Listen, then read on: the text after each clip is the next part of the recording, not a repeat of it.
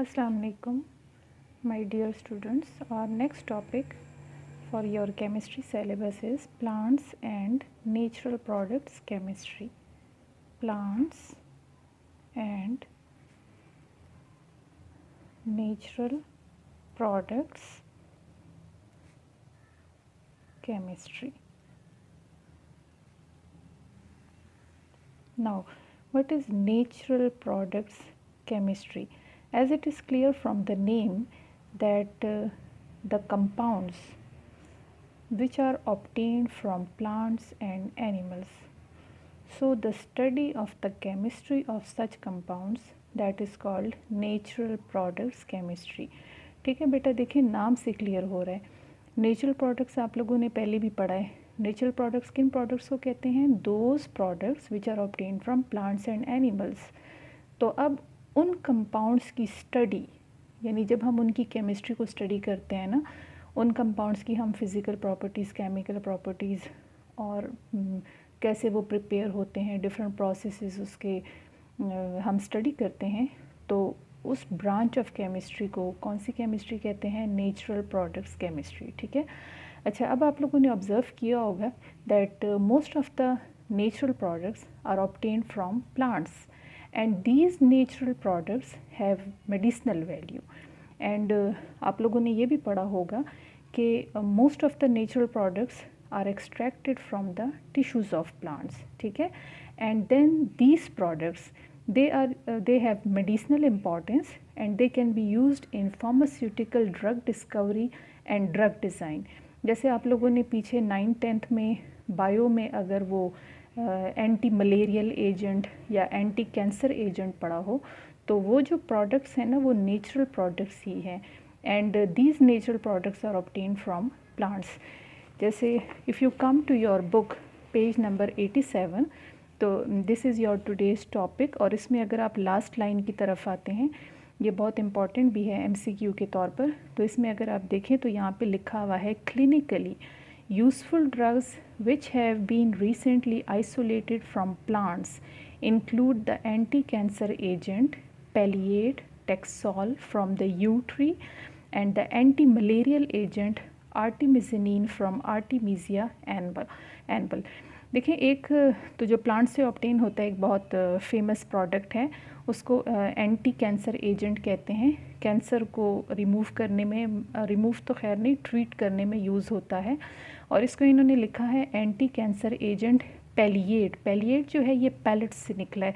मतलब ये जो एंटी कैंसर एजेंट है ना, ये जो मेडिसन है जो कैंसर को ट्रीट करने के लिए यूज़ करते हैं, तो ये छोटी छोटी पैलेट्स मीन्स टैबलेट्स की फॉर्म में होता है. ठीक है.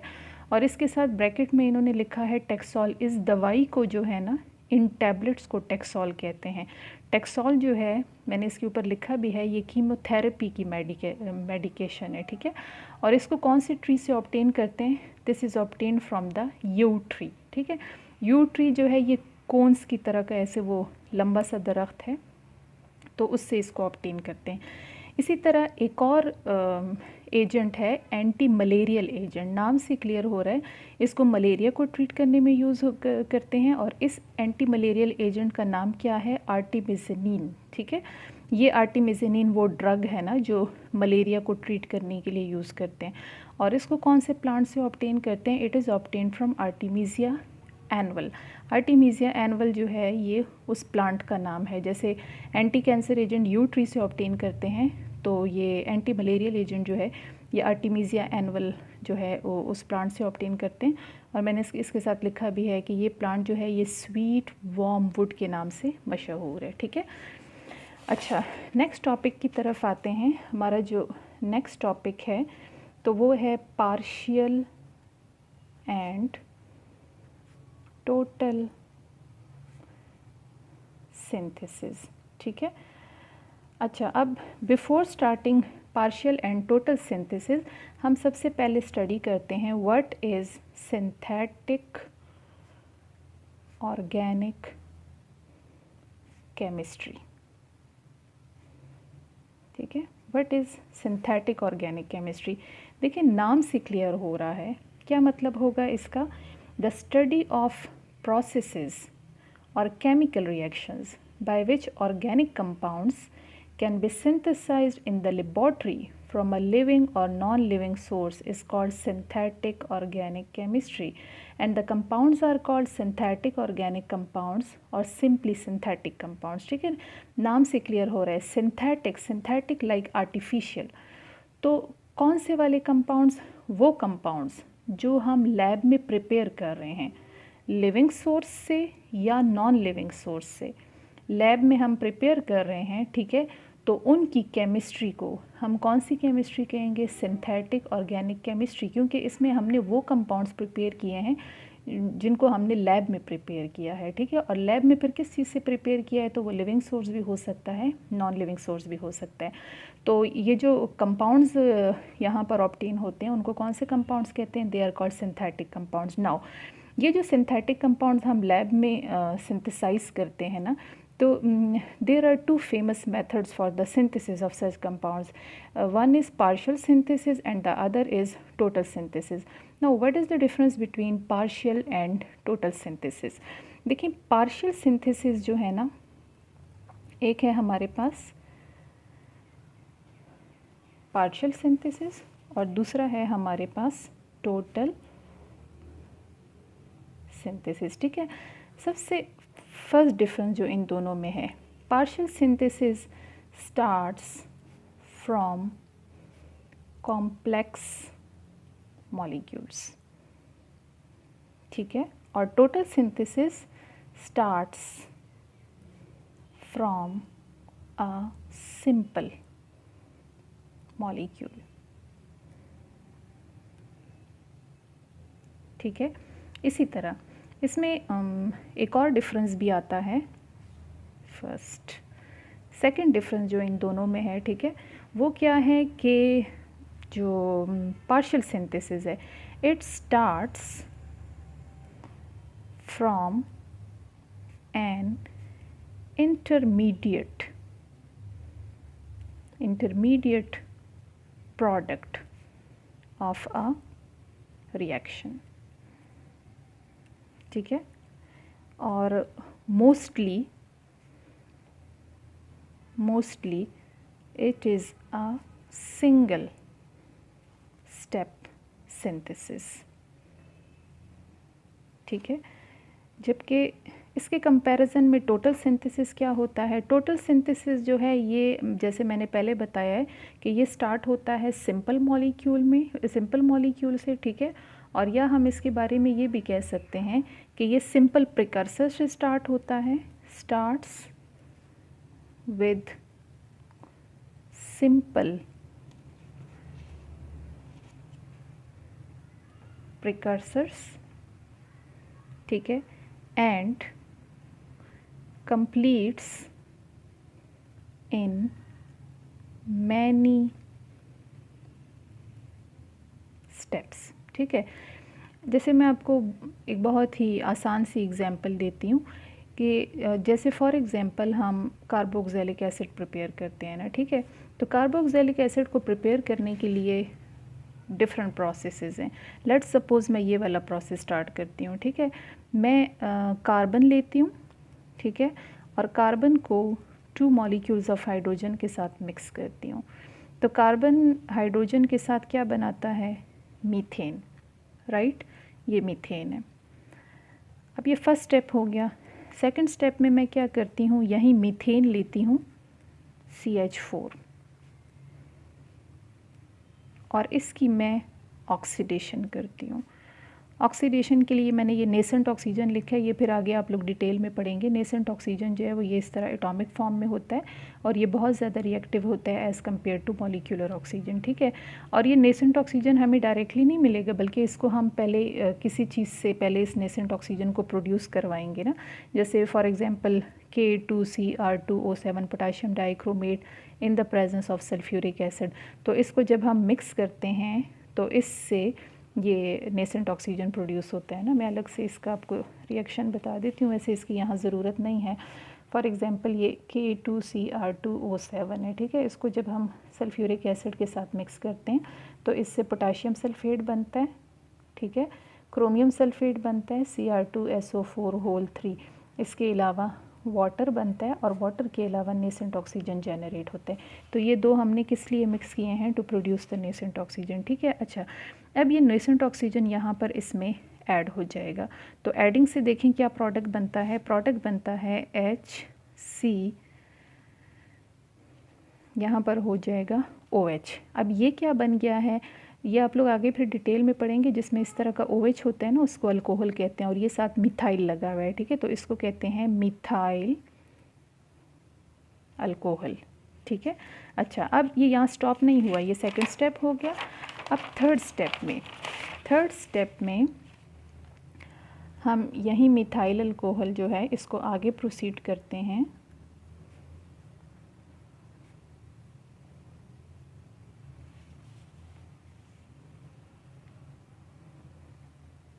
दोबारा नेसेंट ऑक्सीजन के साथ वही पिछली कंडीशन ना, K2Cr2 potassium dichromate and sulphuric acid, ठीक है। अब यहाँ पर मैकेनिज़्म किस तरह से है?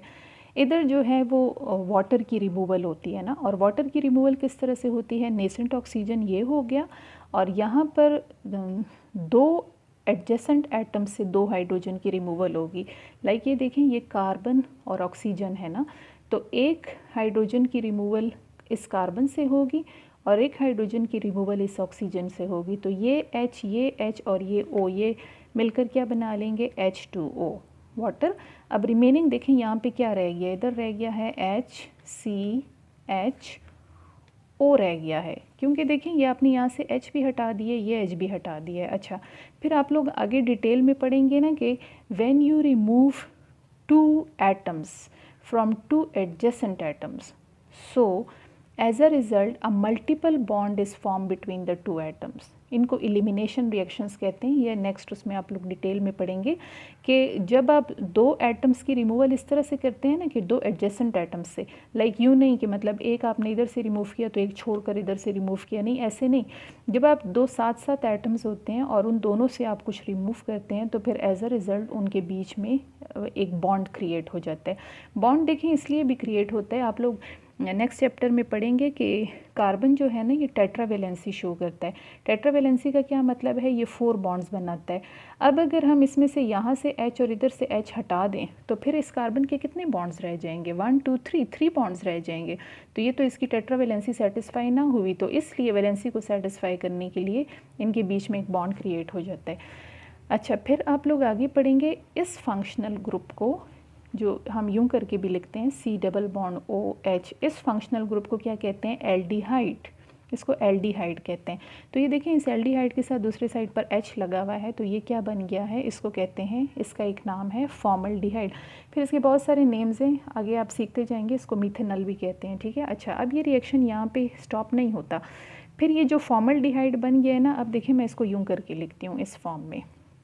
ये C∻ को मैंने यूं कर दिया और H को इस तरफ लिख दिया, वो आपकी मर्ज़ी, आप उसको किसी भी तरीके से लिख सकते हैं। अच्छा, अब इसकी दोबारा ऑक्सीडेशन होती है in the presence of same conditions. अब ये ऑक्सीजन इसमें यहाँ पर ऐड हो जाता है, तो यहाँ पे प्रोडक्ट क्या बन गया? HC∻OH। इस वाले फंक्शनल ग्रुप को, ये जो फंक्शनल ग्रुप है, इस फंक्शनल ग्रुप को कार्बोक्सिलिक एसिड कहते हैं। और जब कार्बोक्सिलिक एसिड में इसके साथ इस तरफ H अटैच हो तो इसको कहते हैं फॉर्मिक एसिड। तो ये फाइनल प्रोडक्ट है। अच्छा, अब आप ज़रा देखें इसकी तरफ कि आपने ये जो प्रोसेस किया है, ठीक है, 4 स्टेप्स प्रोसेस है, ये कैसे मॉलिक्यूल से स्टार्ट हुआ है? मतलब किस तरह, मॉलिक्यूल तो ये नहीं है, मतलब किस तरह के रिएक्टेंट से स्टार्ट हुआ है या किस तरह के प्रिकर्सर से स्टार्ट हुआ है। तो आप इन दो पार्शियल और टोटल सिंथेसिस के वर्ड्स पे गौर करें। टोटल सिंथेसिस क्या है? Starts from a simple molecule, starts with simple precursor. तो ये सिंपल है या कॉम्प्लिकेटेड है? दिस इज़ सिंपल, ठीक है। दूसरा, टोटल सिंथेसिस में लिखा है कंप्लीट्स इन मैनी स्टेप्स। तो आप देखें ये प्रोसेस कितने स्टेप्स में कंप्लीट हो रहा है? मैनी स्टेप्स में। तो इस सिंथेसिस को, ये जो मैंने 1 2 3 4 करके फॉर्मिक एसिड को सिंथेसाइज किया है, इसको हम कौन सी सिंथेसिस कहेंगे? इसको हम कहेंगे टोटल सिंथेसिस, ठीक है। और फिर इसके ऑपोजिट में पार्शियल सिंथेसिस क्या होगा? अगर मैं यूँ करूँ ना, ये ना लूँ, कार्बन ना लूँ, बल्कि डायरेक्ट फॉर्मल्डिहाइड ले लूँ लैब में और इस फॉर्मल्डिहाइड में मैं ऑक्सीजन ऐड कर लूँ, फॉर्मिक एसिड बना लूँ तो ये कौन सी वाली सिंथेसिस होगी, ये होगी पार्शियल सिंथेसिस। क्योंकि पार्शियल सिंथेसिस कौन सी सिंथेसिस होती है, पार्शियल जो है ये कॉम्प्लेक्स मॉलिक्यूल से स्टार्ट होता है एंड या दूसरा मैंने लिखा है starts from an intermediate product of a reaction. Intermediate product of a reaction का मतलब है जैसे देखें ये तो कंप्लीट प्रोसेस है ना, अब इस कंप्लीट प्रोसेस में से मैं बीच में से कोई भी एक इंटरमीडिएट उठा लेती हूँ, वो एक्चुअल वाला वो रिएक्टेंट नहीं उठाती, बल्कि मैं बीच में से कोई एक इंटरमीडिएट उठा लेती हूँ, जैसे फॉर्मल्डिहाइड है, इसको उठाकर इसकी ऑक्सीडेशन करती हूँ और ये बनाती हूँ, तो ये फिर कौन सी वाली सिंथेसिस होगी, ये पार्शियल सिंथेसिस होगी, ठीक है। और ये देखिए पार्शियल सिंथेसिस ज़्यादातर सिंगल स्टेप में होता है। अच्छा, फिर इसकी मैं आप लोगों को एक और एग्जांपल देती हूँ। आप लोगों ने लास्ट लेक्चर में Friedrich Wohler synthesis of urea पढ़ा था, ठीक है। अगर आपको याद हो फ्रेडरिक वोहलर सिंथेसिस जो है यूरिया का वो किस तरह से था, उसमें आपने पढ़ा था कि क्या होता है, वाटर, अमोनिया, ठीक है, ये मिक्स होते हैं, इससे हाइड्रोक्साइड और अमोनियम आयन बनते हैं। फिर वो जो है लेड साइनेट के साथ मिक्स होते हैं तो उससे लेड हाइड्रोक्साइड और अमोनियम साइनेट बनता है। फिर अमोनियम साइनेट से अमोनिया और सायानिक एसिड बनता है, फिर सायानिक एसिड से यूरिया बनता है। तो मुझे बताएं ये कौन सी सिंथेसिस होगी। ये देखें, ये सिंपल मॉलिक्यूल से स्टार्ट हो रहा है, सिंपल प्रिकर्सर से स्टार्ट हो रहा है और मैनी स्टेप्स में कंप्लीट हो रहा है। तो इसको हम कौन सी सिंथेसिस कहेंगे, इसको हम टोटल सिंथेसिस कहेंगे। लेकिन अगर मैं यूँ करूँ लैब में डायरेक्ट ये सायानिक एसिड ले लूँ और सायानिक एसिड को यूरिया में कन्वर्ट करूँ तो ये कौन सी सिंथेसिस होगी, ये पार्शियल सिंथेसिस होगी। क्योंकि partial synthesis starts with a complex molecule, partial synthesis mostly completes in single steps and partial synthesis starts with an intermediate step product of a reaction। कोई भी आपके पास रिएक्शन है उसमें से आप बीच में से कोई प्रोडक्ट उठाकर उससे सिंथेसिस करते हैं तो उसको इंटरमीडिएट प्रोडक्ट कहते हैं और इस सिंथेसिस को कौन सी सिंथेसिस कहते हैं, इसको पार्शियल सिंथेसिस कहते हैं, ठीक है। तो जो आप लोगों ने ये आज पार्शियल और टोटल सिंथेसिस पढ़ा है, तो टोटल सिंथेसिस की एप्लीकेशन क्या है, फ्रेडरिक वोहलर की जो यूरिया की सिंथेसिस थी दैट इज़ टोटल सिंथेसिस, ठीक है। तो इसका मतलब है कि टोटल सिंथेसिस सबसे पहले किसने की थी, फ्रेडरिक वोहलर ने की थी। और ये फ्रेडरिक वोहलर ने जो यूरिया की सिंथेसिस की थी तो ये तो उसने लेबॉर्ट्री लेवल पे किया था ना, लैब में थोड़ा सा बनाया था ना, मतलब वो एक्सीडेंटली बन गया था। फिर इसी फ्रेडरिक वोहलर की जो सिंथेसिस है इसको कमर्शलाइज़ किसने किया था, तो वो आप लोगों की बुक में उन्होंने नाम लिखा हुआ है कि फ्रेडरिक वोहलर की ये जो सिंथेसिस है ना, this was commercialised by Gustaf Komppa in 1903। Commercialise का क्या मतलब है, कमर्शलाइज़ का मतलब कि फिर उसी को इंडस्ट्री में लार्ज लेवल पे ज़्यादा अमाउंट में प्रिपेयर करना वो किसने किया था, वो गुस्टफ कॉम्पा ने किया था, ठीक है। तो हमारी लैब्स में या डेली उसमें पार्शियल और टोटल सिंथेसिस जो है this is used to synthesize a large number of organic compounds, ठीक है। और दूसरा आप लोगों की बुक में पेज 88 पे उन्होंने एक और लाइन लिखी हुई है, in other words total synthesis is the process of finding new synthesis routes for a given compound. क्योंकि ये जो टोटल सिंथेसिस है ये मैनी स्टेप्स में होता है ना, तो ये टोटल सिंथेसिस हमें एक और हेल्प ये भी देता है कि इससे हमें और भी रूट्स मिल सकते हैं। मतलब क्योंकि ये ज़्यादा स्टेप्स में होता है तो ज़्यादा स्टेप्स में होने की वजह से हम इसको और भी डिफरेंट प्रोसेसेस के थ्रू प्रिपेयर कर सकते हैं। जैसे अब फॉर्मिक एसिड ज़रूरी नहीं है कि ये सिर्फ इस कार्बन से ही प्रिपेयर हो, बल्कि इसके और भी सिंथेसाइज करने के लिए बहुत सारे प्रोसेसेस हैं। आप डिटेल में फिर ये कार्बोक्सिलिक एसिड के चैप्टर में इसको पढ़ेंगे, ठीक है। अच्छा, नेक्स्ट हम आते हैं नेक्स्ट टॉपिक। अगर आप लोग पेज नंबर 88 की तरफ आएँ तो पेज नंबर 88 पे नेक्स्ट टॉपिक दिया हुआ है, दैट इज़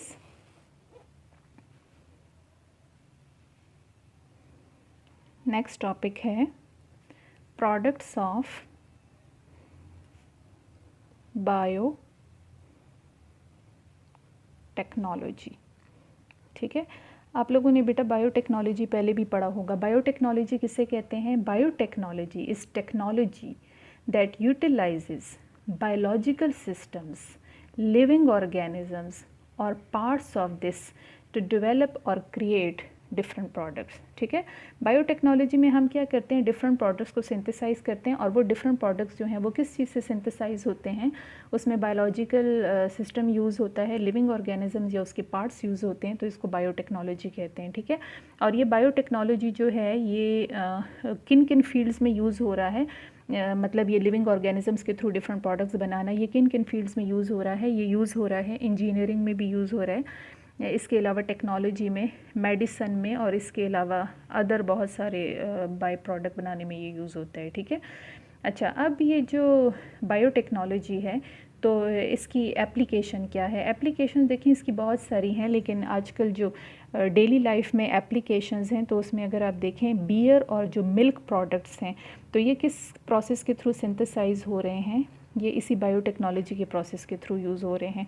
जैसे बियर है ना, तो बियर आप लोग अगर देखें तो बियर की सिंथेसिस किस तरह से होती है, बहुत सारे प्रोसेसेस से होती है, लेकिन जो एक कॉमन सिंथेसिस है वो क्या है, स्टार्च को वाटर के अंदर डैम्प करते हैं। ठीक है, वाटर के अंदर इसको रखते हैं, और ये जो है फिर in the presence of enzyme diastase की प्रेजेंस में ये कन्वर्ट होता है शुगर में।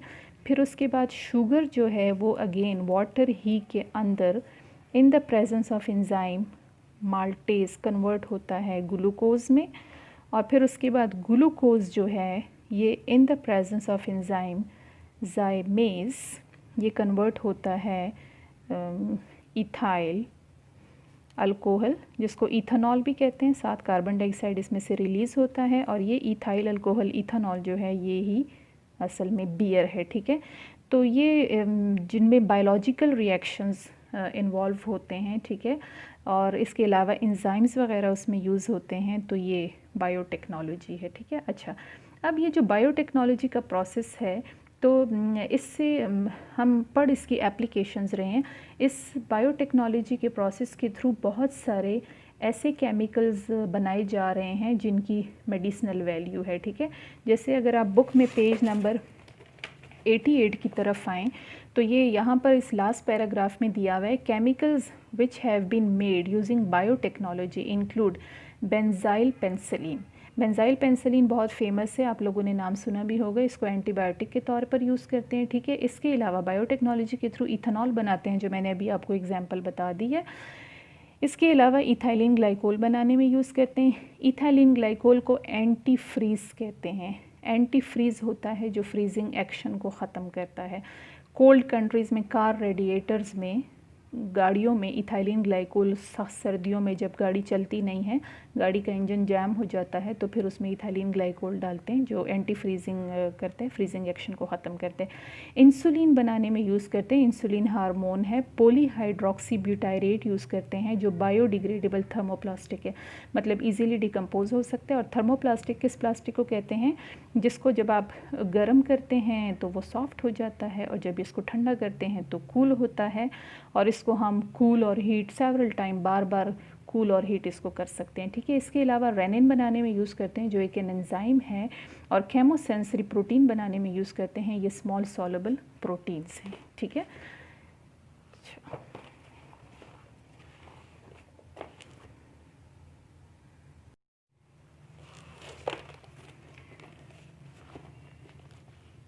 अच्छा बेटा, नेक्स्ट टॉपिक की तरफ आएँ, पेज नंबर 88 पे देखें। नेक्स्ट टॉपिक है coal as a source of organic compounds. ठीक है, कोल जो है, coal as a source of organic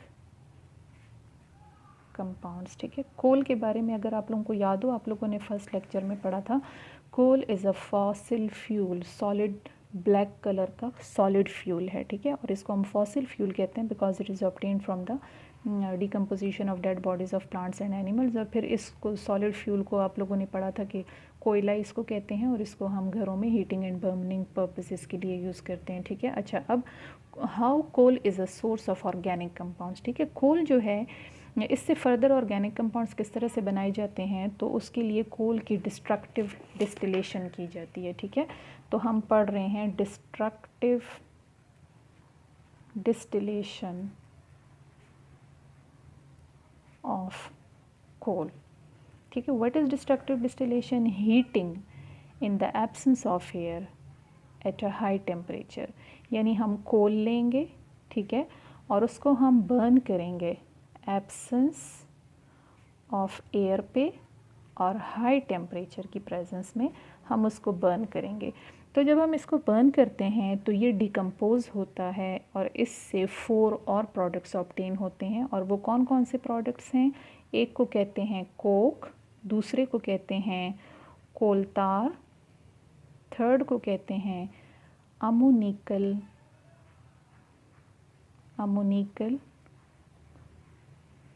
liquor, LIQUOR liquor, और फोर्थ को कहते हैं कोल गैस, ठीक है। अच्छा, अब ये कोल ऑर्गेनिक कंपाउंड है ना, इससे हमें 4 और ऑर्गेनिक कंपाउंड्स ऑब्टेन हुए हैं। लेकिन ये प्रोसेस यहाँ पे स्टॉप नहीं हुआ, बल्कि these 4 organic compounds are then used to make further million of other organic compounds which have a large number of applications, ठीक है। तो इसमें हम इन 4 प्रोडक्ट्स जो हैं इनको हम अलग अलग से दोबारा डिटेल में स्टडी करते हैं। इसमें नंबर 1 फर्स्ट है कोक। कोक क्या है? कोक जो है इसको हम सॉलिड फ्यूल के तौर पर यूज़ करते हैं। जैसे कोल को यूज़ करते हैं, कोयले को, उसी तरह कोक को भी यूज़ करते हैं। तो ये सॉलिड फ्यूल है। सॉलिड फ्यूल के अलावा ये बना किस चीज़ से बना होता है? इसमें प्रेजेंट होता है कंटेन्स 98% कार्बन। तो देखिए, कार्बन कंटेंट ज़्यादा होने की वजह से, मैंने आप लोगों को पहले भी कहा था कि जिसमें कार्बन का कंटेंट ज़्यादा होता है वो बहुत अच्छी तरह बर्न होता है। तो दिस मीन्स कि due to the presence of high percentage of carbon, coke can be used for heating, burning, cooking purposes. बहुत अच्छी तरह ये बर्न हो सकता है। तो फैक्ट्रीज़ में, होम्स में हम इसको हीटिंग, कुकिंग, बर्निंग पर्पसेस के लिए इसको यूज़ कर सकते हैं, ठीक है। हीटिंग, कुकिंग, बर्निंग पर्पसेस के लिए हम इसको यूज़ कर सकते हैं, ठीक है। अच्छा, फिर इसका इम्पॉर्टेंट एक और एप्लीकेशन इसका क्या है कोक का, कि इसको हम ज़्यादातर reduction as a reducing agent use करते हैं इन द मेटलर्जिकल प्रोसेसेस, ठीक है। Is use as reducing agent in metallurgical processes. आप लोगों ने पढ़ा होगा what are metallurgical processes? The extraction of metals from the ores. Ores में से जब हम मेटल्स को एक्सट्रैक्ट करते हैं तो उन प्रोसेसेस को मेटलर्जिकल प्रोसेसेस कहते हैं। जैसे देखें आयरन, फेमस आयरन। तो आयरन जो है ना, उसको कौन से ओर से ऑब्टेन करते हैं? आयरन के बहुत सारे ओर्स हैं। फेमस जो आयरन का ओर है वो हीमाटाइट है, ठीक है। और हीमाटाइट का फार्मूला क्या होता है? Fe2O3। तो ये आयरन का ओर है। अब इस आयरन के ओर में से आयरन को एक्सट्रैक्ट करना है, तो ये मेटलर्जिकल प्रोसेस है। तो इस मेटलर्जिकल प्रोसेस के दौरान इस कोक को जो है, कोक यानी कार्बन को, हम किस तौर पर यूज़ करते हैं? रिड्यूसिंग एजेंट के तौर पर यूज़ करते हैं। ये ड्यूरिंग द रिएक्शन क्या करता है? जब हम इसको यहाँ पर इसके साथ मिक्स करते हैं, ये इस आयरन ऑक्साइड में से ऑक्सीजन को रिमूव कर देता है। और ऑक्सीजन की रिमूवल की वजह से प्रोडक्ट्स क्या बनते हैं? कार्बन मोनोऑक्साइड बनता है, कार्बन डाइऑक्साइड बनता है, और मोल्टन आयरन, गर्म मोल्टन आयरन जो है वो इस फॉर्म में एक्सट्रैक्ट हो जाता है, ठीक है। तो ये दोनों गैसेस हैं, गैसेस रिमूव हो जाती हैं और यूं करके हमने मेटल को एक्सट्रैक्ट किया है फ्रॉम इट्स ओर, ठीक है। अच्छा, अब देखिए रिमूवल ऑफ ऑक्सीजन हो रहा है। तो रिमूवल ऑफ ऑक्सीजन को कौन सा प्रोसेस कहते हैं? रिडक्शन। तो कार्बन ने इसकी क्या की है? रिडक्शन। तो इसलिए इसको कौन से एजेंट कहते हैं? रिड्यूसिंग एजेंट कहते हैं। बात समझ आ रही है? या आप उस तरह करके भी कर सकते हैं। रिड्यूसिंग एजेंट किसे कहते हैं? जो दूसरों को रिड्यूस करता है, खुद ऑक्सीडाइज होता है। तो ख़ुद ये किस तरह से ऑक्सीडाइज़ हो रहा है? आप यहाँ पर चेंज इन ऑक्सीडेशन स्टेट देख सकते हैं। यहाँ पर इसकी ऑक्सीडेशन स्टेट जो है वो -2 है, इधर +2 है, और इधर ये क्या है? 0 है, ठीक है। तो 0 से जो है ये किस में चेंज हो रहा है? +2 में चेंज हो रहा है। तो increase in oxidation state is called oxidation. तो ख़ुद इस पर ऑक्सीडेशन हो रही है, और इधर जो है वो क्या हो रहा है? रिडक्शन। कैसे रिडक्शन हो रहा है? आयरन के ऊपर चार्ज जो है वो 0 है, और इधर इसके ऊपर क्या है? -6 +6, तो 2 पे +6 है तो 1 पे क्या होगा +3, तो +3 से 0 का मतलब है चार्ज डिक्रीज़ हो रहा है, तो decrease in charge is called reduction. तो इस पे रिडक्शन हो रही है और इस पे ऑक्सीडेशन हो रही है, तो हम इसको कौन सा एजेंट कहेंगे, रिड्यूसिंग एजेंट, जो दूसरों को रिड्यूस कर रहा है, खुद ऑक्सीडाइज हो रहा है, ठीक है। तो ये इसकी एक इम्पॉर्टेंट एप्लीकेशन है। अच्छा, कोक के बाद हम सेकंड कंपोनेंट की तरफ आते हैं और वो सेकंड कंपोनेंट क्या है, कोल तार, ठीक है। कोल तार जो है ये फिर it is a mixture of organic compounds, यानी इसके अंदर फिर फर्दर बहुत सारे ऑर्गेनिक कंपाउंड्स हैं। तो उन ऑर्गेनिक कंपाउंड्स को इसमें से सेपरेट करने के लिए कौन सा प्रोसेस करते हैं, कोल तार की फ्रैक्शनल डिस्टिलेशन करते हैं, ठीक है।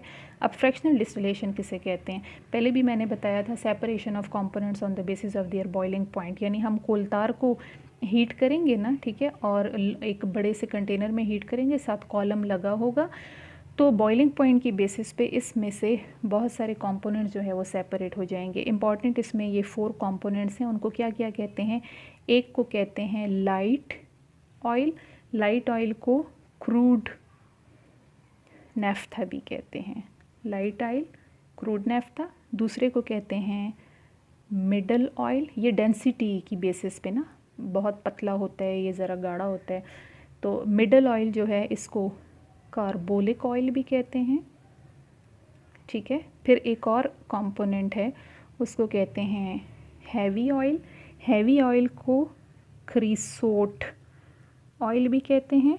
और फिर एक और जो इसमें कंपोनेंट आता है उसको एंथ्रासीन ऑयल कहते हैं, एंथ्रासीन ऑयल कहते हैं, ठीक है। अच्छा, अब जो लाइट ऑयल है, ये मैंने कहा है कि बहुत कम विस्कस होगा ना, पतला सा ऑयल होगा, तो इसको जो है वो क्रूड नैफ्था भी कहते हैं। और इसको क्रूड नैफ्था क्यों कहते हैं, इसमें ज़्यादातर जो है फर्दर इसमें कौन कौन से कंपोनेंट्स होते हैं। अच्छा, अब देखिए फ्रैक्शनल डिस्टिलेशन तो कर लिया ना, तो ये 4 कंपोनेंट्स सेपरेट हो गए हैं, फिर इनमें फर्दर और बहुत सारे ऑर्गेनिक कंपाउंड्स हैं। तो जब ये 4 कंपोनेंट्स अलग अलग सेपरेट हो जाएंगे तो इनको अलग अलग कर लेंगे, और अलग अलग करने के बाद फिर हर एक कंपोनेंट दोबारा लेंगे और उसकी फिर फ्रैक्शनल डिस्टिलेशन करेंगे। जैसे लाइट ऑयल दोबारा लेंगे, अब उस कॉलम में तो अलग हो गया ना, अब लाइट ऑयल दोबारा लेंगे और इसकी फिर फ्रैक्शनल डिस्टिलेशन करेंगे, तो फर्दर फिर फ्रैक्शनल डिस्टिलेशन करने से इसमें से और ऑर्गेनिक कंपाउंड्स ऑब्टेन होते हैं जो इसके अंदर प्रेजेंट हैं, ठीक है। और वो कौन कौन से हैं, बेंजीन, टॉलुइन और small quantities of aniline and pyridine, ठीक है। फिर मिडल ऑयल कार्बोलिक ऑयल वाला लेंगे, उसकी फिर फर्दर दोबारा फ्रैक्शनल डिस्टिलेशन करेंगे, तो इसके अंदर जो है वो क्या क्या प्रेजेंट होते हैं, इसके अंदर फिनोल होता है, और फिनोल जो है ना इसका दूसरा नाम कार्बोलिक एसिड है। तो फिनोल क्योंकि इसमें ज़्यादा होता है तो इसलिए इसको कार्बोलिक ऑयल भी कहते हैं, क्योंकि इसमें ये कार्बोलिक एसिड ज़्यादा होता है, फिनोल का दूसरा नाम कार्बोलिक एसिड है, ठीक है। इसके अलावा जो है इसमें नैफ्थलीन होता है, नैफ्थलीन, और इसके अंदर क्रिसोल प्रेजेंट होता है, ठीक है। हैवी ऑयल या क्रिसोट ऑयल जो है इसमें फिर क्या प्रेजेंट होता है, इसमें क्रिसोल। अब देखें ये क्रिसोल क्योंकि ज़्यादा अमाउंट में होता है तो इस वजह से इसको क्रिसोट ऑयल कहते हैं, इसमें भी क्रिसोल है लेकिन कम अमाउंट में होगा। अच्छा, एंथ्रासीन ऑयल जो है इसके अंदर फिर फर्दर एंथ्रासीन होता है, एंथ्रासीन, और इसके अंदर फिनैंथ्रीन होता है। तो एंथ्रासीन और फिनैंथ्रीन में ज़्यादा जो है वो इसमें एंथ्रासीन ज़्यादा होता है, तो इसलिए इसको एंथ्रासीन ऑयल कहते हैं, ठीक है। अच्छा, फिर हम आते हैं, तो मतलब ये है वही वाली बात हुई ना कि कोल जो है it is a source of organic compound, यानी कोल से जो फिर कंपोनेंट्स ऑब्टेन हो रहे हैं तो उससे फिर फर्दर बहुत सारे ऑर्गेनिक कंपाउंड्स ऑब्टेन हो रहे हैं, ठीक है। तो दिस मीन्स के one organic compound can be use to prepare millions of further more new organic compounds, ठीक है। बाय फ्रैक्शनल डिस्टिलेशन भी कर सकते हैं या बाय एनी अदर प्रोसेस भी कर सकते हैं, केमिकल रिएक्शन के थ्रू। अच्छा, हम थर्ड कंपोनेंट की तरफ आते हैं। इसी में ये जो थर्ड कंपोनेंट है, ठीक है, थर्ड कंपोनेंट क्या है, अमोनिकल लिक्वर। अच्छा, अमोनिकल लिक्वर नाम से क्लियर हो रहा है। देखिए अमोनिकल अमोनिया से निकला है, लिक्वर लिक्विड, मतलब ये वाला कंपोनेंट जो है ये किस फॉर्म में होता है, लिक्विड की फॉर्म में होता है, ठीक है। और अमोनिकल इसको क्यों कहा है, क्योंकि ये अमोनिया सोल्यूशन होता है, इसके अंदर अमोनिया प्रेजेंट होता है ना, तो इसलिए इसको अमोनिकल लिक्वर कहते हैं। ये जो आप लोगों ने फर्स्ट कंपोनेंट पढ़ा है, तो फर्स्ट जो है ये सॉलिड फ्यूल है। कोलतार जो है ना, ये तारकोल की तरह वो थिक सा विस्कस सा लिक्विड होता है, जिसको आप लोगों ने फर्स्ट ईयर में सेमी सॉलिड का नाम दिया है, ठीक है। फिर अमोनिकल लिक्वर जो है ये कैसा वो है, फ्यूल है, ये लिक्विड है, ठीक है। और हम इसको अमोनिया सोल्यूशन कहते हैं। और अमोनिया सोल्यूशन इसको क्यों कहते हैं, क्योंकि इसमें अमोनिया की अमाउंट ज़्यादा होती है। और फिर ये इसकी एप्लीकेशन क्या है, ये क्या बनाने में यूज़ होता है, it is used in the preparation of fertilisers बनाने में यूज़ करते हैं। कौन से फर्टिलाइज़र्स, डिफरेंट फर्टिलाइज़र्स हैं, जिसमें एक अमोनियम, आप लोगों ने अगर देखा हो ना तो फर्टिलाइज़र्स में ज़्यादातर अमोनिया होता है, ठीक है। तो अमोनियम सल्फेट भी यूज़ होता है, होल 2SO4। Ammonium sulphate is a fertiliser which is prepared from this ammoniacal liquid, ठीक है। इसके अलावा जो है ammonia super phosphate NH4H2PO4, ammonium super phosphate, this is also a very famous fertiliser, ठीक है। अच्छा, फोर्थ कंपोनेंट की तरफ आते हैं। फोर्थ कंपोनेंट क्या है, कोल गैस, ठीक है। अब ये कैसा फ्यूल है, ये गैशियस फ्यूल है। सबसे पहला जो है कोक, वो सॉलिड था, कोलतार सेमी सॉलिड, थिक सा विस्कस सा लिक्विड होता है, अमोनिकल लिक्विड है। और कोल गैस जो है ये कैसा फ्यूल है, ये गैशियस फ्यूल है, सॉरी ऑयल नहीं, फ्यूल, ये गैशियस फ्यूल है, ठीक है। अच्छा, अब ये कोल गैस जो है ना, ये फिर फर्दर जो है मिक्सचर होता है। किस चीज़ का मिक्सचर होता है, it is a mixture of carbon monoxide and hydrogen. लेकिन थोड़ी सी अमाउंट में, माइन्यूट अमाउंट में इसके अंदर मीथेन भी प्रेजेंट होता है। ज़्यादा अमाउंट में इसमें कार्बन मोनोऑक्साइड और हाइड्रोजन होता है। तो coal gas is a mixture of carbon monoxide and hydrogen, ठीक है। किस पर्पज़ के लिए इसको यूज़ करते हैं, लैम्प्स में इसको इल्यूमिनेटिंग पर्पज़ इसके लिए इसको यूज़ करते हैं। इल्यूमिनेट का क्या मतलब है, रोशनी के लिए इसको यूज़ करते हैं, ठीक है। और इसको टाउन गैस भी कहते हैं। टाउन गैस इसको क्यों कहते हैं, वही सिलेंडर्स में इसको बर्निंग और हीटिंग कुकिंग पर्पज़ इसके लिए इसको यूज़ करते हैं, ठीक है। बर्निंग पर्पज़ के लिए यूज्ड इन सिलेंडर्स, तो इसलिए इसको टाउन गैस भी कहते हैं, ठीक है। It is an excellent fuel. अच्छा, नेक्स्ट आए, जो आप लोगों की बुक का नेक्स्ट टॉपिक है, conversion of coal to petroleum. ये कोल नहीं बल्कि ये इसी कोल गैस की बात हो रही है, ठीक है। ये कोल गैस जो है ना, इसको हम पेट्रोलियम बनाने में यूज़ कर सकते हैं, ठीक है। कैसे इसको यूज़ करेंगे, conversion of coal gas to petroleum. ये कोल इन्होंने लिखा है, ये असल में इस कोल गैस की बात हो रही है, ठीक है। कोल गैस को पेट्रोलियम में कन्वर्ट करने के लिए जो प्रोसेस है, उस प्रोसेस को कहते हैं फिशर ट्रॉप्स, FT इसको लिखते हैं प्रोसेस, ठीक है। ये फिशर ट्रॉप ये साइंटिस्ट का नेम है। अच्छा, इसमें क्या किया जाता है इस प्रोसेस में, यही आप लोगों ने अभी पढ़ा है ना कि ये जो कोल गैस है, it is a mixture of carbon monoxide and hydrogen. तो उसी कार्बन मोनोऑक्साइड और हाइड्रोजन जो है उसको ट्रीट करते हैं in the presence of transition metal as a catalyst. अब ट्रांजिशन मेटल बहुत सारे कैटलिस्ट हैं, कोबाल्ट को हम यूज़ कर सकते हैं, या आयरन को यूज़ कर सकते हैं, ठीक है, या रुदीनियम को यूज़ कर सकते हैं, या निकल को यूज़ कर सकते हैं, या और भी मैंगनीज को यूज़ कर सकते हैं, ठीक है। तो ट्रांजिशन मेटल कैटलिस्ट इसको प्रोवाइड करते हैं। मतलब ये कंटेनर में लेंगे ना, सिलेंडर में, और इसमें फिर ये कैटलिस्ट डालेंगे, और कैटलिस्ट डालने के बाद इसको 150 से लेके 300 डिग्री सेंटीग्रेड पर हीट करेंगे। तो जब हम इसको हीट करते हैं तो इससे हमारे पास अल्केन बनता है। अल्केन का जनरल फार्मूला होता है CnH2n+2 और साथ वाटर बनता है, ठीक है। और ये अल्केन जो है ये पेट्रोलियम है। अगर आपको याद हो तो हमने फर्स्ट लेक्चर में पढ़ा था कि पेट्रोलियम जो है it is a mixture of alkanes and cycloalkanes. तो यानी पेट्रोलियम असल में अल्केन ही होता है, ठीक है। ये जनरल फार्मूला है किसका, अल्केन का। अल्केन्स कौन से ऑर्गेनिक कंपाउंड्स होते हैं जिनमें सिंगल बॉन्ड होते हैं, तो ये उनका जनरल फार्मूला है। या आप आगे इसी चैप्टर में होमोलोगस सीरीज़ में ये जनरल फार्मूलास पढ़ेंगे, ठीक है।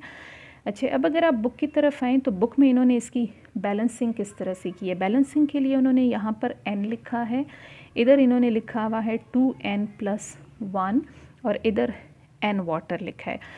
मतलब बैलेंसिंग इसकी किस तरह से है कि जितने आपको हाइड्रोजन के मॉलिक्यूल्स आप यूज़ करते हैं ना, जैसे फॉर एग्ज़ाम्पल अगर हाइड्रोजन जो हैं इसके 10 मॉलिक्यूल्स हैं, ठीक है।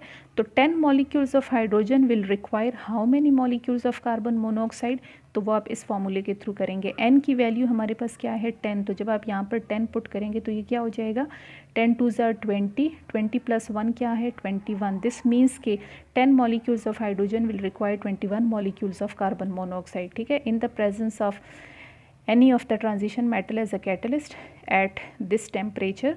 और अब इससे कौन सा वाला अल्केन बनेगा, तो n की वैल्यू क्या है, 10, तो यहाँ पर बनेगा C10H। यहाँ पर फिर 10 लगाएं तो 10 2 ज़ा 20, 20 + 2 क्या हो जाएगा, 22। और कितने वाटर बनेंगे, n की वैल्यू 10 है तो 10 7 वाटर बनेंगे। तो कौन सा वाला अल्केन बन रहा है, डिकेन। 10 कार्बन वाले अल्केन को डिकेन कहते हैं। तो ये वाला अल्केन जो है ये 7 बन रहा है, ठीक है। तो ये जो है ये पेट्रोलियम है, ये अल्केन जो है ये असल में पेट्रोलियम है। तो दिस मीन्स के coal gas by Fischer Tropsch process can be converted into petroleum. अच्छा, अब ये जो प्रोसेस है इस प्रोसेस को क्या कहते हैं, ये यहाँ पे ये जो मतलब मैकेनिज़्म हो रहा है ना, इस मैकेनिज़्म को कहते हैं हाइड्रोजिनोलाइसिस। हाइड्रोजिनोलाइसिस इसको कहते हैं। हाइड्रोजिनोलाइसिस क्या होता है, hydrogenation accompanied by bond cleavage।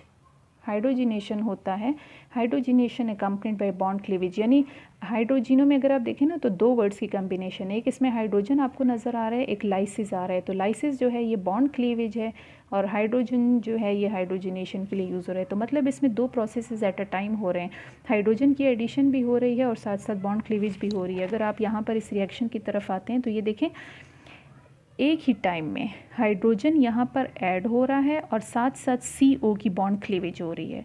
आप प्रोडक्ट्स पे और करें ना, प्रोडक्ट्स में क्या है, कार्बन से देखें ऑक्सीजन हट गया है और उसके अंदर हाइड्रोजन ऐड हो गया है, O उसमें से निकल गया है।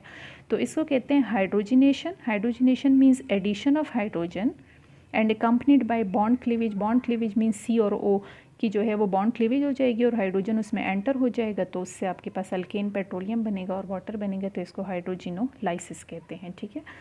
अच्छा, अब ये इसके बारे में बुक वालों ने, अगर आप बुक की तरफ आएँ तो पेज नंबर 90 पे इन्होंने लिखा है कि ये जो फिशर ट्रॉफ प्लांट्स हैं, यही जो प्लांट ना जिसमें ये प्रोसेस हो रहा है तो इसको फिशर ट्रॉफ प्लांट कहेंगे। एसोसिएटेड विद कोल, कोल ये वही कोल गैस की बात हो रही है, मतलब वो फिशर ट्रॉफ प्लांट्स जो कोल गैस पे काम कर रहे हैं, वो फिशर ट्रॉफ प्लांट्स जिनमें ये कोल गैस यूज़ हो रही है पेट्रोलियम बनाने में। तो इसका ये और क्या करता है, ये वापस इसी कोल गैस को गैशियस रिएक्टेंट्स में भी कन्वर्ट कर सकता है। मतलब ये फिशर ट्रॉफ प्लांट जो हैं ये वापस इसी पेट्रोलियम में वाटर को ऐड करवा कर वापस जो है ये वाले जो है प्रोडक्ट्स भी बना सकता है। और ये जो प्रोडक्ट हैं तो ये किस फॉर्म में हैं, ये भी गैस है, ये भी गैस है। तो मतलब रिवर्स प्रोसेस में आपके पास क्या बन रहा है, मिक्सचर ऑफ गैस बन रहा है। तो ये रिवर्स प्रोसेस को कौन सा नाम देते हैं, this is called gasification. Forward में पेट्रोलियम बन रहा है, रिवर्स पे ये जो फिशर ट्रॉफ प्लांट है ये इसको वापस रिवर्स में भी कन्वर्ट कर सकता है और रिवर्स प्रोसेस जो है उसमें गैसेस बन रही हैं, तो रिवर्स प्रोसेस को गैसिफिकेशन कहते हैं, ठीक है। अच्छा, लास्ट में इन्होंने लिखा है coal based Fischer Tropsch plants जो हैं they can produce a petroleum substitute that is used as a synthetic fuel and as synthetic lubricating oil। ये जो इसमें यहाँ पर पेट्रोलियम बन रहा है ना, ये वो कुदरती वो नेचुरल पेट्रोलियम नहीं है जो वो डेड बॉडीज़ की ऑफ प्लांट्स एंड एनिमल्स की डिकम्पोजिशन से ऑब्टेन होता है, बल्कि ये जो पेट्रोलियम है तो ये हमने आर्टिफिशियली सिंथेसाइज़ की है। तो इसको कौन सा पेट्रोलियम कहते हैं? इसको सिंथेटिक पेट्रोलियम कहते हैं। और ये जो सिंथेटिक पेट्रोलियम बन रहा है ना, तो इसको पेट्रोलियम सब्सटीट्यूट का है। पेट्रोलियम सब्सटीट्यूट का मतलब कि यानी अगर पर हमारे पास वो कुदरती पेट्रोलियम ना हो ना, तो उस पेट्रोलियम की सब्सटीट्यूशन के तौर पर, मतलब उसकी जगह ऑल्टरनेटली हम ये वाला पेट्रोलियम भी यूज़ कर सकते हैं। और ये पेट्रोलियम जो है इसको फिर हम सिंथेटिक फ्यूल कहेंगे ना, क्योंकि हमने इसको आर्टिफिशियली सिंथेसाइज़ किया है। और इसको as synthetic lubricating oil machine के डिफरेंट पार्ट्स में लुब्रिकेशन के लिए भी इसको यूज़ करते हैं, ठीक है, सिंथेटिक उसमें। अच्छा, नेक्स्ट टॉपिक की तरफ हम आते हैं। आप लोगों की बुक का जो नेक्स्ट टॉपिक है पेज नंबर 90 पे, वो है कैरेक्टरिस्टिक्स ऑफ ऑर्गेनिक कंपाउंड्स, ठीक है। ये तो आप लोगों ने पहले भी पढ़ा होगा। What are the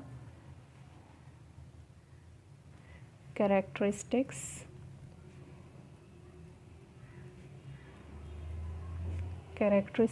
of organic compounds? What are the characteristics of organic compounds? ठीक है, ऑर्गेनिक कंपाउंड्स की कैरेक्टरिस्टिक्स में फर्स्ट जो कैरेक्टरिस्टिक है इसकी, वो क्या है? कैटिनेशन। आप लोगों ने पढ़ा होगा। What is catenation? Ability of self linkage, ठीक है, टू फॉर्म लॉन्ग चेन्स, इसको कैटिनेशन कहते हैं। यानी सेल्फ लिंकेज का क्या मतलब है? कार्बन कार्बन के साथ लिंक होकर वैरायटी ऑफ ऑर्गेनिक कंपाउंड बना सकता है। अल्केन्स हैं जिनमें सिंगल बॉन्ड होता है, अल्कीन्स में डबल बॉन्ड है, अल्काइंस में ट्रिपल बॉन्ड है। फिर इसी में अगर अदर एटम्स आ जाते हैं तो अल्कोहल्स हैं, alkyl halide, aldehyde, ketone, carboxylic acids, asters हैं, अमाइड्स हैं, ठीक है। और इन सब में कार्बन की रेपिटिशन हो रही है ना, कार्बन कार्बन के साथ कोवेलेंट बॉन्ड के थ्रू अटैच होता है, ठीक है।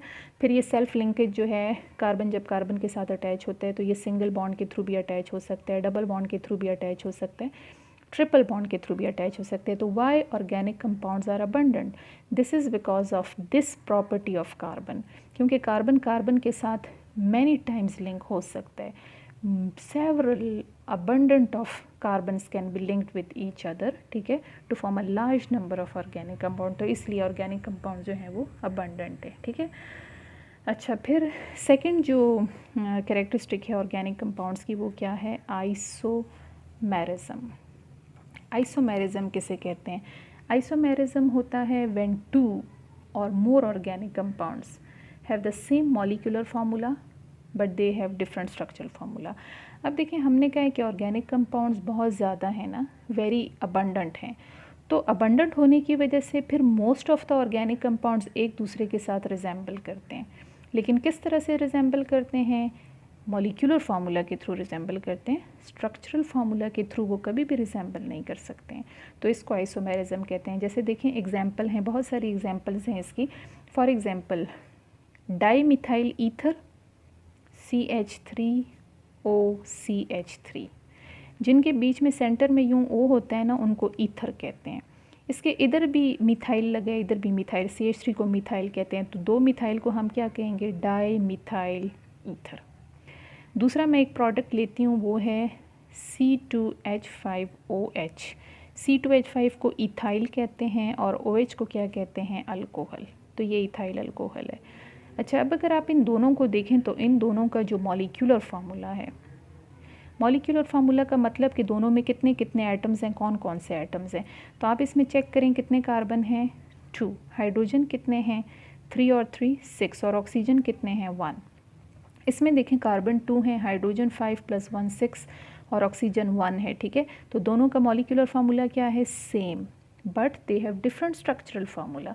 स्ट्रक्चर इनका डिफरेंट है। इसमें सेंटर में O लिंक हुआ हुआ है 2 मिथाइल के साथ, और इसमें एक साइड पर OH लिंक हुआ हुआ है अल्काइल यानी इथाइल के साथ।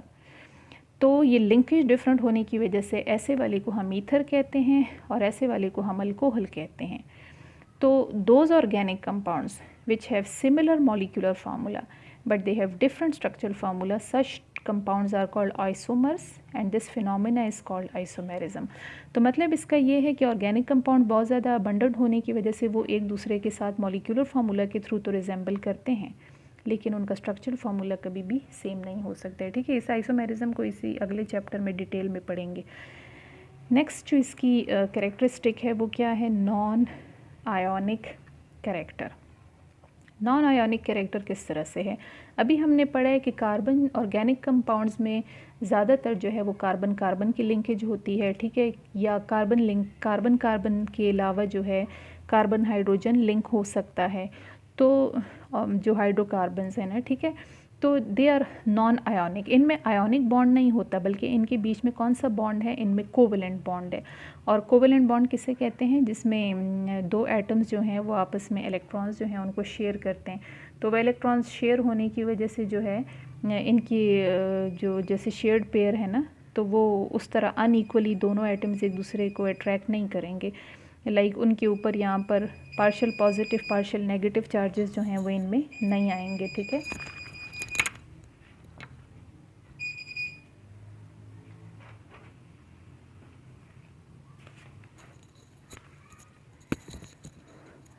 अच्छा, तो पार्शियल पॉजिटिव पार्शियल नेगेटिव जो है वो इनमें नहीं आता है, ठीक है। नॉन आयोनिक कैरेक्टर है इसमें। आयोनिक वो होता है ना जिसमें आयोनिक बॉन्ड होता है, फिर उसके ऊपर जो है वो यूं करके चार्जेस होते हैं पॉजिटिव और नेगेटिव, ठीक है। तो इनमें इस तरह का नहीं होता है। हाँ ये है कि फिर अगर वो डिफरेंट एटम्स अटैच हो जाएं, जैसे सी और एच है, तो फिर इसमें क्या होगा कि शेयर्ड पेयर ऑफ इलेक्ट्रॉन यहाँ पर कहाँ होगा, सी और एच में, एच की तरफ ज़्यादा होगा या सी की तरफ ज़्यादा होगा। आप लोगों ने ये चीज़ पढ़ी है या नहीं। जैसे अब अगर ये सी एच तो सिर्फ नहीं हो सकता है ना, मीथेन है, ठीक है। तो मीथेन जो है उसमें इस कार्बन के साथ जो है वो 4 हाइड्रोजन होंगे, तो 4 हाइड्रोजन और कार्बन, ठीक है, इनमें फिर कार्बन जो है वो इससे ज़्यादा इलेक्ट्रोनेगेटिव है, तो इन 4 हाइड्रोजन्स के ऊपर +4 होगा और इसके ऊपर क्या होगा, -4 होगा, ठीक है। इसी तरह जैसे ऑर्गेनिक कंपाउंड है मिथाइल अल्कोहल, तो इसमें हर तरफ कोवेलेंट बॉन्ड है, तो कोवेलेंट बॉन्ड पे फिर हम यूं करके full positive full negative charge नहीं लगाते, बल्कि पार्शियल नेगेटिव और पार्शियल पॉजिटिव लगाते हैं। ये क्योंकि ज़्यादा इलेक्ट्रोनेगेटिव है ना, ओ तो इस पे पार्शियल नेगेटिव आएगा और उस पे पार्शियल पॉजिटिव आएगा, ठीक है। तो they have non ionic character because they have covalent bond in between them. अच्छा, नेक्स्ट इनकी कैरेक्टरिस्टिक की तरफ आते हैं, फोर्थ, और वो क्या है, सॉलिबिलिटी। सॉलिबिलिटी इनकी किस टाइप ऑफ सॉल्वेंट्स में होंगी, क्योंकि अभी हमने पढ़ा है कि they are non ionic, they are non polar, तो नॉन पोलर नॉन आयोनिक होने की वजह से they will be soluble in non polar solvents. Non polar solvents में ये सॉल्युबल होंगे, जैसे नॉन पोलर सॉल्वेंट्स की एग्जांपल क्या है, बेंजीन में ये सॉल्युबल होंगे, ईथर में ये सॉल्युबल होंगे, ठीक है, कार्बन टेट्राक्लोराइड में ये सॉल्युबल होते हैं, ठीक है।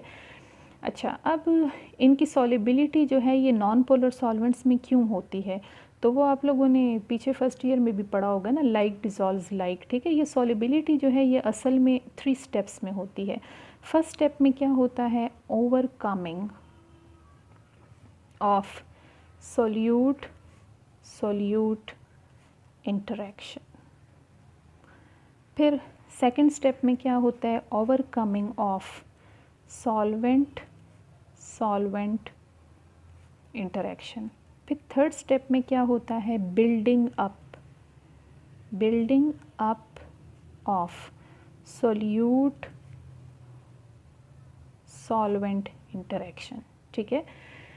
तो सॉल्युबिलिटी तब होगी जब ये थर्ड स्टेप स्ट्रॉन्ग होगा, यानी जब सोल्यूट की सॉल्वेंट के साथ इंटरेक्शन ज़्यादा होगी तब सॉल्युबिलिटी ज़्यादा होगी। और सोल्यूट सॉल्वेंट इंटरेक्शन कब मैक्सिमम होगा, जब इनकी नेचर सेम होगी। जैसे अगर आप नॉन पोलर सॉल्यूट लेते हैं, नॉन पोलर ऑर्गेनिक कंपाउंड लेते हैं और आप उसको नॉन पोलर ऑर्गेनिक सॉल्वेंट यानी बेंजीन ईथर या क्लोरोफॉर्म में डालते हैं, तो क्या होगा, दोनों की नेचर सेम है, तो नेचर सेम होने की वजह से सारे सॉल्यूट मॉलिक्यूल सॉल्वेंट की तरफ जोर करेंगे, सारे सॉल्यूट सॉल्वेंट के करीब आ जाएंगे। तो जब सारे सॉल्यूट सॉल्वेंट के करीब आ जाएंगे तो सॉल्यूट सॉल्यूट इंटरेक्शन ब्रेकअप हो जाएगी ओवरकम हो जाएगी, सॉल्वेंट सॉल्वेंट इंटरेक्शन जो है वो भी ब्रेकअप हो जाएगी, ओवरकम हो जाएगी, और सोल्यूट, तमाम सोल्यूट मॉलिक्यूल्स जो हैं उनकी सॉल्वेंट के साथ इंटरेक्शन बिल्डअप हो जाएगी और एज अ रिज़ल्ट ये एक दूसरे के अंदर डिज़ोल्व हो जाएंगे, ठीक है, सॉलेबल हो जाएंगे। अच्छा, नेक्स्ट कैरेक्टरिस्टिक की तरफ आते हैं। इनकी जो फिफ्थ कैरेक्टरिस्टिक है वो आप लोगों की बुक में उन्होंने लिखा हुआ है रेट्स ऑफ ऑर्गेनिक रिएक्शंस, ठीक है। रेट्स ऑफ ऑर्गेनिक रिएक्शंस कैसे होते हैं? Their rates are slow. Why, क्यों इनके रेट्स जो हैं वो स्लो होते हैं? बिकॉज इनमें कौन से बॉन्ड्स होते हैं? Because they have covalent bonds, इनमें कोवेलेंट बॉन्ड्स होते हैं, ठीक है। एंड कोवेलेंट reactions involves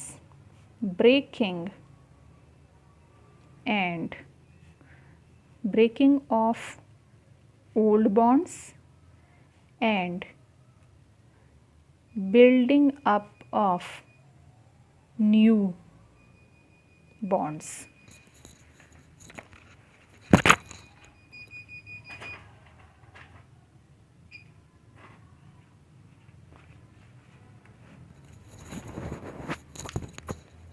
ठीक है, तो कोवेलेंट जो रिएक्शंस हैं उनमें ओल्ड बॉन्ड्स ब्रेकअप होते हैं और न्यू बॉन्ड्स इनमें बिल्डअप होते हैं, तो इसलिए इनके रिएक्शंस कैसे होंगे? दे रिएक्शंस विल बी स्लो। जो आयोनिक होते हैं ना, तो आयोनिक में बॉन्ड ब्रेकिंग नहीं होती, बल्कि आयोनिक रिएक्शंस में सिर्फ आइंस जो हैं वो एक दूसरे को रिप्लेस करते हैं। जैसे देखें, फॉर एग्जांपल मैं AgNO3 लेती हूँ ना, ठीक है, इसमें ये -1 है और ये +1 है, और इसको मैं NaCl के साथ मिक्स करती हूँ, ये -1 है, ये +1 है, तो ये आयोनिक रिएक्शन है, इसमें भी आयोनिक बॉन्ड है, इसमें भी। तो इनमें यहाँ पर बॉन्ड नहीं है, बल्कि आयोनिक कंपाउंड्स में क्या होता है, पॉजिटिव और नेगेटिव आइंस ने एक दूसरे को strong electrostatic forces of attraction के थ्रू हेल्ड किया हुआ होता है। तो इनके रिएक्शंस में क्या होता है, सिर्फ आइंस एक दूसरे को रिप्लेस कर लेते हैं। इसका पॉजिटिव आइन इसके नेगेटिव आइन के साथ अटैच हो जाएगा, इसका पॉजिटिव इसके नेगेटिव के साथ, तो आपके पास NaNO3 और AgCl बन जाएगा। तो दीज आयोनिक रिएक्शंस जो हैं, ये जो आयोनिक रिएक्शंस होते हैं, these ionic reactions are fast. लेकिन जो कोवेलेंट रिएक्शंस होते हैं, जो ये ऑर्गेनिक कंपाउंड्स में हैं, तो इनमें तो बॉन्ड्स प्रेजेंट हैं, ये मीथेन और ये हर तरफ जो आप लोगों ने बॉन्ड्स बनाए हैं, तो ये इनके रिएक्शंस में क्या होगा, ओल्ड बॉन्ड्स ब्रेकअप होंगे और न्यू बॉन्ड्स बिल्डअप होंगे। तो ज़ाहिरी बात है, ओल्ड बॉन्ड्स को ब्रेकअप करना और न्यू बॉन्ड्स को बनाना जो है ये स्लो प्रोसेस है, तो इनके रिएक्शंस कैसे होंगे, स्लो होंगे, ठीक है।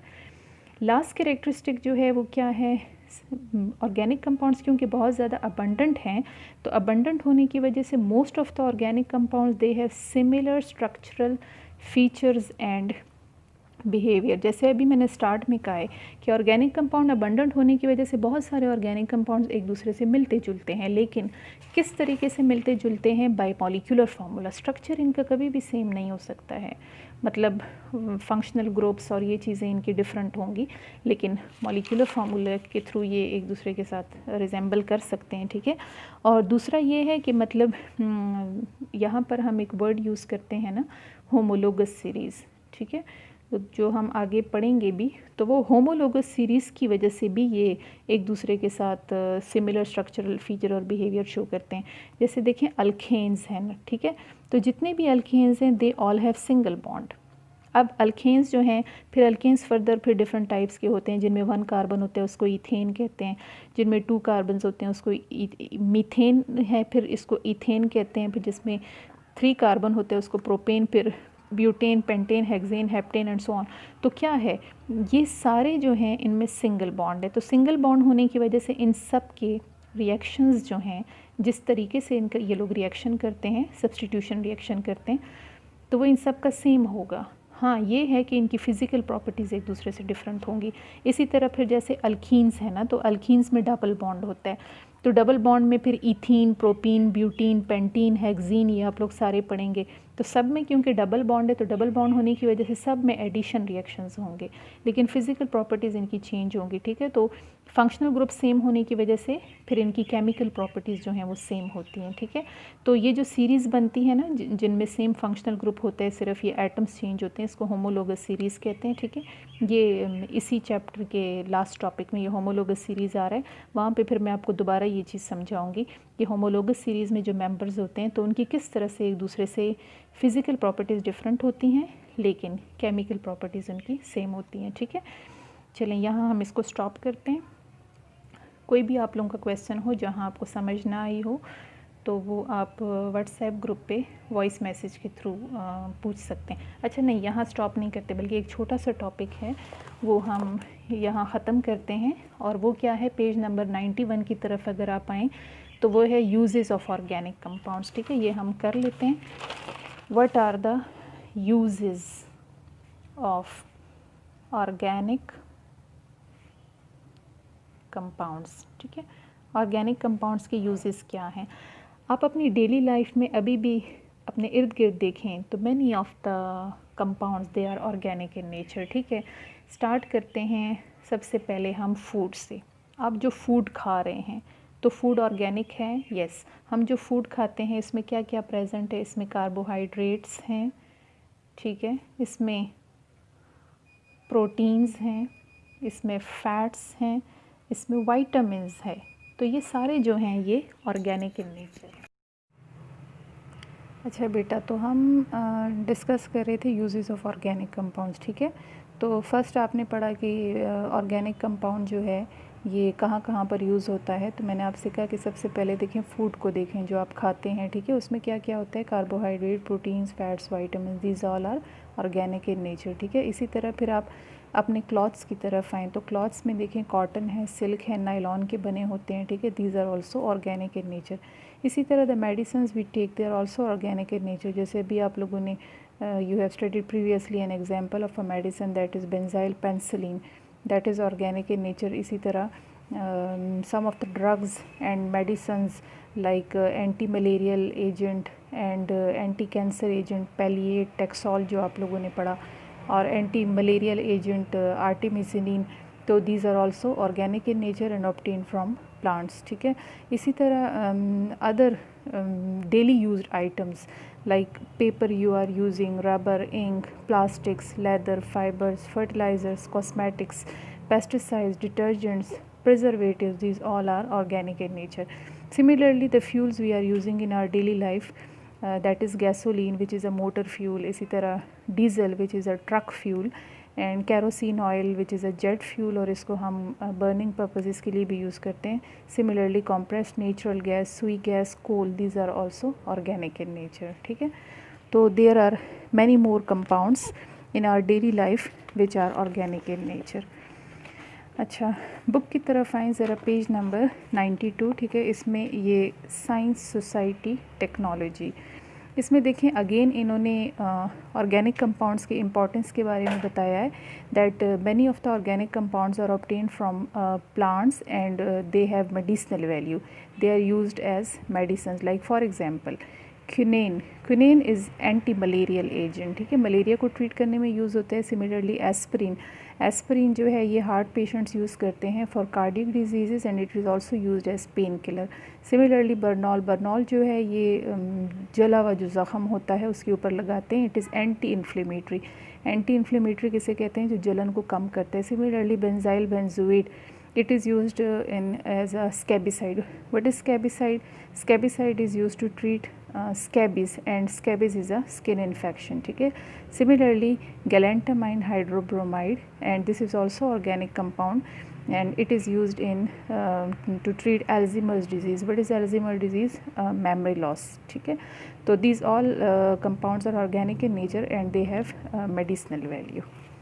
चलें, यहाँ तक काफ़ी है बेटा, ठीक है। नेक्स्ट टॉपिक फिर पढ़ेंगे। अल्लाह हाफिज़।